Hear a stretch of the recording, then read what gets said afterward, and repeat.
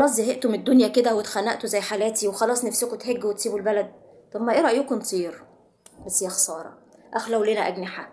طب تعرفوا إن الصحابة رضوان الله عليهم عرفوا يطيروا وعرفوا يظبطوا أجنحة قوية جدا وفعلا طاروا وبصوا لمشاكل الدنيا أكنها ولا حاجة وإنها مجرد وسيلة توصلهم للآخرة.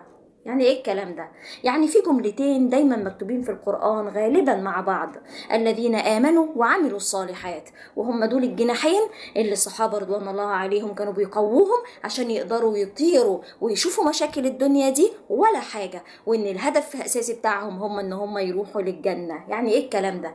يعني ما يجيش حضرتك تبقى بتصلي قيام الليل وبتصوم وبتزكي وبعد كده تلاقي نفسك بتشتم وبتنم وبتعمل غيبة وبتاخد رشوة وبتبهدل مراتك في المحاكم وما بتصرفش على عيالك وي وي وي. لما جه الرسول صلى الله عليه وسلم جوله ناس وقالوا له فلانة بتقوم الليل وبتصوم ولكنها تؤذي جيرانها بلسانها، فقال هي في النار.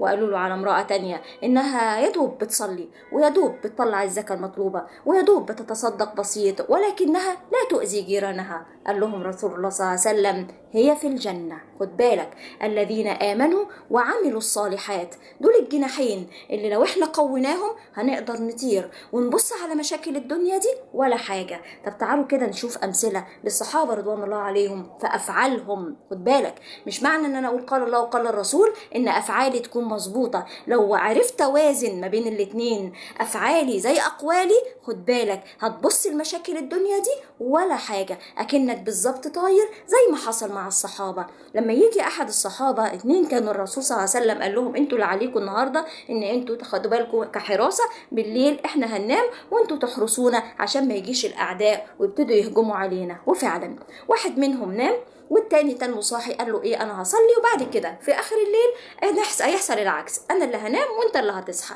فهو قاعد بيصلي ومندمج جدا في قراءة القرآن وفي الخشوع، وبدأ احد الكفار يرمي عليه سهم، بقى يمسك السهم ويطلعه ويكمل صلاة، رمى عليه سهم تاني يروح يطلعه ويكمل صلاة، رمى عليه سهم تالت ما قدرش وبدأ الدم ينزف جامد منه وبدأ يقعد عشان يصحي صاحبه. فرح بقى صاحبه قال له هو انت ليه ما صحتنيش من اول سهم جالك؟ قال له عشان كنت بصلي وكنت مش عايزه اقطع الصورة اللي كنت بتكلم فيها. خد بالك، ده مش معانا، ده مش على الارض، ده قاعد بيتضرب بأسهم وبيموت، ولكن من خشوعه مش عايز يقطع الصورة دي. طب تعالوا شوف مثال تاني. في عندنا صحابي راح عشان يبلغ رسالة النبي صلى الله عليه وسلم، كان رايح هو ومجموعة من قراء وحفظة القرآن الكريم، وراحوا عشان يعلموا مجموعة من الكفار. وهو قاعد بيعلم، اسمه حرام ابن ملحان، قاعد بيعلم الكافر، فراح الكافر بيغمز كده لواحد من وراه عشان يضربوه من ظهره ويقتلوه. وفعلا جه واحد من الكفار وقتل حرام ابن ملحان، وبدأ الدم يطلع من عند بطنه وهو يعلي صوته وفرحان جدا ويقول فزت ورب الكعبة، لدرجة ان اللي قتله استغرب، فاز بايه؟ ده انا قتلته وحتى القتل غدر، هو فاز بايه؟ هو فرحان بايه؟ هو ايه اللي فرحان انه ضيع عمره عشانه؟ وعرف بعد كده انه هو فاز بالجنة. وده اللي خلى القاتل ديت وقعد يفكر في القصة. القاتل بعد كده أسلم، عرف إن اللي بيدافعوا عنهم دول بيروحوا عشان عايزين يروحوا الجنة، يعني الدنيا دي ولا هماهم، الغدر ولا هممهم. ليه؟ طالما إن هو كان بيعمل حاجة صح، كان بيعمل حاجة ترضي ربنا، بتبتدي توديه إلى الجنة اللي هو الهدف الرئيسي بتاعهم.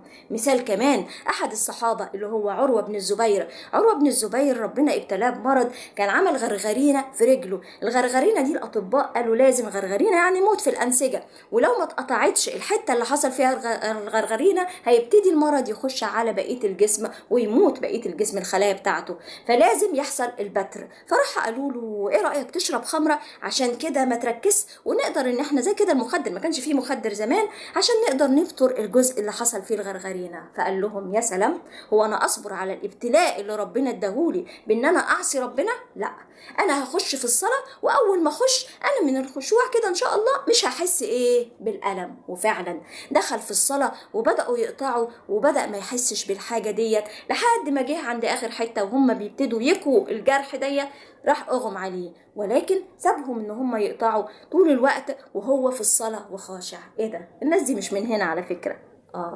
خد بالك الناس دي قدروا يقووا الجناحين اللي هو ايه؟ آمنوا وعملوا الصالحات. ما هواش بس بالقول وقال الله وقال الرسول ويسيبوا العمل وحش، لا، قووا الاتنين مع بعض، قدروا ان هم يرفعوا ويبتدوا ان هم يطلعوا فوق ويبصوا على المشاكل دي انها مجرد ادوات تخلينا نوصل للهدف الرئيسي وهو الجنة. خد بالك، قوي الجناحين بتوعك هتعرف تطير، هتلاقي المشاكل دي ولا حاجة. ليه؟ لأن المشاكل دي ربنا اللي اداها لك، ربنا اداها لك ابتلاء عشان يقوي شيء معين فيك، عشان يقدر بيه توصل لأعلى درجات الجنة بإذن الله. مستنيين ايه؟ ما يلا بينا نطير، ولا انتوا عاجباكوا القعدة كده؟